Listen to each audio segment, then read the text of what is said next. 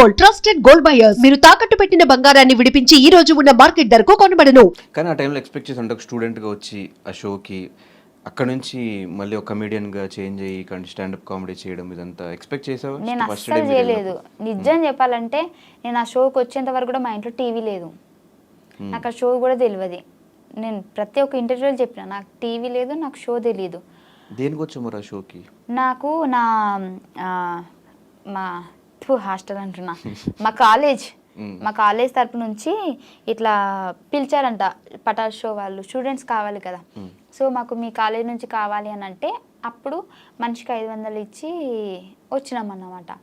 అప్పుడు 500 కూడా లేవు నా దగ్గర. నాకు నా ఫ్రెండ్ ఇచ్చింది. ఇప్పటికీ దాన్ని 500 నేను ఇయ్యలే. నువ్వు ఇచ్చి వచ్చావా షోకి?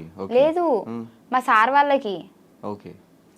ఇప్పుడు బయటికి తీసుకెళ్తారంటే మనీ కలెక్ట్ చేసుకొని అందరికి తీసుకెళ్తారు కదా. ఇప్పుడు వేరే వేరే కాలేజ్ వాళ్ళు అయితే ఒక ఏమంటారు పిక్నిక్ టైప్ అనుకో ఇక. కానీ మా వాళ్ళు పటాస్కి తీసుకొచ్చారు. అప్పుడు 500 నేను అప్పు చేసిన మా ఫ్రెండ్ దగ్గర, ఇప్పటికీ తీర్చలే. సో ఆ 500 ఇచ్చి రావడం వల్లనే నేను ఇక్కడ వరకు ఉన్నా. అంటే షోకి వచ్చా ఓకే, దాని తర్వాత వన్స్ షోలో క్లిక్ అయిన తర్వాత ఇంట్లో వాళ్ళని ఎలా ఒప్పించావు? అంటే ఒప్పుకోరు కదా మ్యాక్సిమం అమ్మాయిలు ఇట్లా ఫీల్డ్లోకి వస్తారు కామెడీ చేస్తారంటే. నేను అంత ఈజీ కాదు, చచ్చిపోతా అన్న. బాగానే బ్లాక్మెయిల్ చేసి. అయితే ఫస్ట్ వీళ్ళు ఒప్పుకున్న తర్వాత నాకు విజయ్ అన్న అసిస్టెంట్ డైరెక్టర్, అప్పుడు సంతోష్ అన్న డైరెక్టర్. అయితే సంతోష్ అన్న అడుగుమన్నాడంట నన్ను. అడిగితే విజయ్ అన్న నన్ను అడిగితే నేను మా అమ్మకి చెప్పిన, అమ్మ ఇట్లా అడుగుతున్నారమ్మ నేను పోతా, నాకు జస్ట్ ఒక చిన్న ఎపిసోడ్ వల్ల ఇంత కొద్దిగా హైప్ వచ్చిందంటే మేబీ ఫర్దర్గా మనకు యూజ్ అవుతుంది కదా. అప్పుడు ఇంత ఇంగ్లీష్లో చెప్పలే, తెలుగులోనే చెప్పినా, ఇప్పుడు ఇంగ్లీష్లో చెప్తున్నా. నాకు ముందు ముందు మంచిగా ఉపయోగపడుతుంది కదా అని అంటే మా అమ్మ వద్దన్నది. హైదరాబాద్ ఏంటో తెలియదు, ఇప్పటిదాకా హైదరాబాదే పోలేదు, అవసరం ఆడా ఏందో ఏమో అని అంటే 2 రోజులు అన్నం తినలే. అంటే తినలే అంటే వాళ్ళ ముందు తినలే, వాళ్ళు బయటకు పోయినప్పుడు తిన్నా మళ్ళా. అంటే వాళ్ళు బయటకు పోయినప్పుడు తిని వాళ్ళు రాగానే ఏం తిననట్టు ఇట్లా ఉండేదాన్ని. మా నాన్నకి నేనంటే చాలా ఇష్టం, నేను ఏడిస్తే తట్టుకోలేడు. సో ఏంది బయట ఉండే, అవుట్ ఆఫ్ కంట్రీ మా నాన్న. అయితే ఫోన్ చేసి ఏమైందంటే ఇట్లా పోతా అంటుంది, అన్నం తింటుంది, బ్లాక్మెయిల్ చేస్తుంది అంటే మా నాన్న కూడా ఫస్ట్ వద్దన్నాడు. వద్దు బిడ్డ ఆడ ఇవ్వలేరు అది అని అంటే, ఆహా ఇట్లా చేస్తారు ఆగని అని చెప్పేసి డోర్ పెట్టేసిన. డోర్ పెట్టేసి చచ్చిపోతున్నా అని అన్న. ఇక మా అమ్మ ఎక్కడ నేను ఇదైపోతున్నా అని చెప్పేసి వద్దు బిడ్డ వద్దు తీ తీ తీ పోదు అని తీ అని చెప్పేసి అప్పుడు ఒప్పుకున్నారు. అట్లా బ్లాక్మెయిల్ బ్లాక్మెయిల్ ఈ బ్లాక్ ఓకే. కానీ 2.5 years పేమెంట్లు సరిగ్గా లేకుండా ఇంట్లో వాళ్ళు కూడా ఈవెన్ సమాధానం చెప్పుకోవడం చాలా కష్టం. 2.5 సంవత్సరాలు నువ్వు పని చేస్తున్నావు, డబ్బులు సంపాదించుకోలేకపోతున్నావు, ఎందుకు నీకు అవసరమా యాక్టింగ్ అంతా అనేవాళ్ళు కూడా ఉంటారు. 2.5 years నువ్వు అస్సలు ₹1 మిగిల్చుకోకుండా నీకు వచ్చిన దాంట్లో సంపాదించుకుంటా ఎలా ఉండగలిగావు అసలు? అంత ఇంట్రెస్ట్ ఏంటి నీకు యాక్టింగ్ మీద? అప్పుడు వచ్చింది. అంటే నేను అక్కడ సెలెక్ట్ అయిన తర్వాత బేసిక్గా నేను చాలా పనులకి, అంటే ఫస్ట్ నేను హాస్పిటల్లో వర్క్ చేద్దామని చెప్పేసి, అంటే నర్సుగా, బాత్రూమ్ కడగనీకి కాదు, అదే మరి నేను బీజెడ్సీ కదా. సో అలా చేద్దాము నర్సింగ్ అని చెప్పేసి పోయినా. అక్కడ 6 months ఉన్నా, అది కాలేదు. మళ్ళీ నాకు ఎందుకు అంటే జీతం తక్కువనే, మళ్ళీ వర్క్ కూడా ఎక్కువ అనిపిస్తుంది, ఏంది సెట్ అవుతుంది కదా, మళ్ళీ వచ్చేసిన. స్కూల్ చెప్పిన, నాకు చదువు రాకపోయినా చిన్నపిల్లలకు చదువు చెప్పిన. అంటే డిగ్రీ చేసినా కదా, నాకు వచ్చో రాదు వాళ్ళకే తెలుసు. నేను ఏబిసిలు చెప్పిన, మాత్రం రాదే ఇది నాకు. అక్కడికి వెళ్ళిన, అది శాలరీ తక్కువనే. మళ్ళీ వచ్చేసిన అక్కడి నుంచి. మిషన్ కుట్టడం నేర్చుకున్నా. మిషన్ బ్లౌజులు కుడుతున్నా అప్పుడే స్టార్టింగ్ కుడుతున్నా, కానీ ఫెయిల్ అయిపోతున్నాయి. మా అమ్మకి పాపం ₹100 పెట్టి జాకెట్ ముక్క తీసుకుంటే కుట్టి దాన్ని చంపేస్తున్నాను అన్నమాట అప్పుడప్పుడే. ఇంకా మంచిగా ఉంటే మంచి డిజైనర్ అయ్యేదాన్నేమో, నీకు డిజైన్ అంటే డ్రెస్ కూడా కుట్టించేదాన్నేమో నాకు తెలిసి. కానీ ఆ దేవుడు అంత అక్కడితో ఆపేసిండు. ఆ తర్వాత నాకు ఇది వచ్చింది. నాకు దీంతో ఏంటి అని అంటే నాకు అర్థమైపోయింది, చాలామంది నాకు ఆ ప్రోమో వల్ల మా ఊర్లో కూడా, మా అమ్మ ఎటైనా కార్ఖానకు పోయినా ఎటు పోయినా కానీ మీ బిడ్డ టీవీలో కనిపించింది, మస్తు చేసింది అని చెప్పేసి ఒక చిన్న ప్రోమోతోనే హైప్ వచ్చేసింది. నాకు అనిపించింది దీంట్లో ఫ్యూచర్ ఉంటుంది అనిపించింది. సో నాకు యాక్టింగ్ రాకపోయినా సంతోష్ అన్న నన్ను 2 schedules ఎక్కియలే స్టేజ్, నేను నీకు నేర్పిస్తే ఎట్లా చేయాలనో అని చెప్పేసి. ఆయన డైరెక్టర్ అయ్యుండి కూడా, బేసిక్ డైరెక్టర్ అంటే నువ్వు ఇప్పుడు ఆడిషన్ ఇచ్చినా కానీ వాళ్ళు చేసేది చూసి నచ్చితే తీసుకుంటారు, లేదంటే లేదు కదా.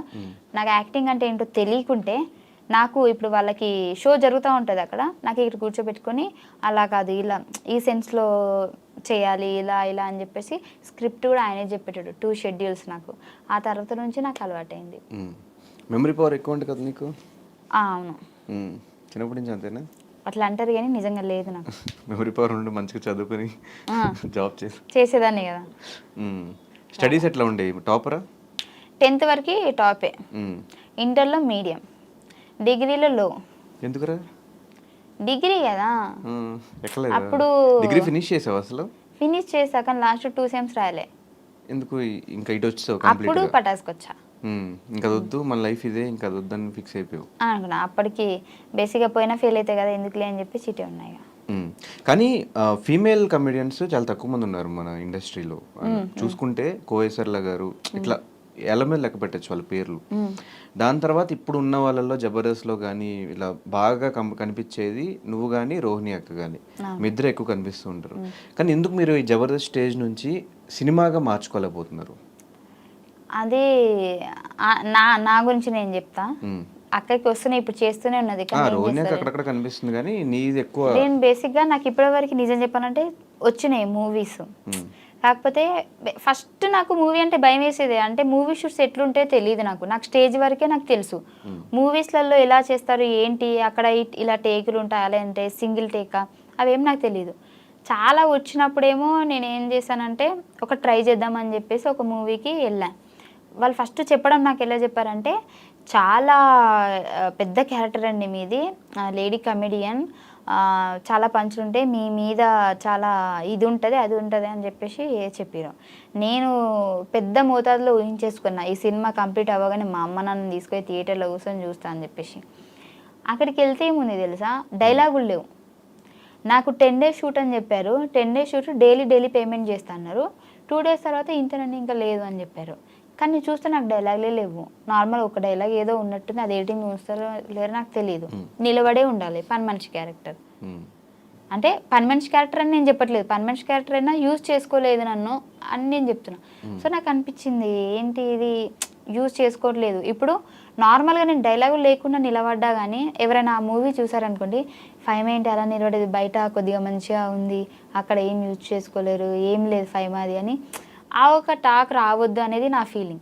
నాకు ఎలా అనంటే నేను చేస్తే అబ్బాయి ఏం చేసిందిరా 5 నిలబెట్టిందిరా అన్నట్టు ఉండాలి కదా.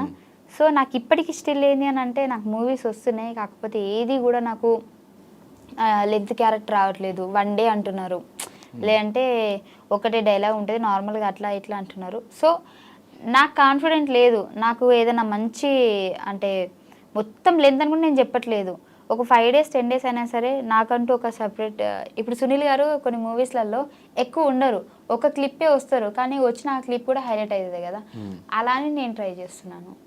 2-3 ఇలాంటివి వచ్చాయి, కానీ నాకు డేట్స్ కుదరలే. వాళ్ళైతే సినిమా మొత్తం అన్నారు, మంచి హీరో, పాపులర్ హీరో. కాకపోతే నాకు వాళ్ళు ఏమన్నారంటే మొత్తం 45 days మీరు మొత్తం మాతోనే వచ్చేసేయాలి, మొత్తం అటే సినిమా కంప్లీట్ చేసుకొని రావాలి, అప్పటిదాకా హైదరాబాద్ రాము అని చెప్పారు.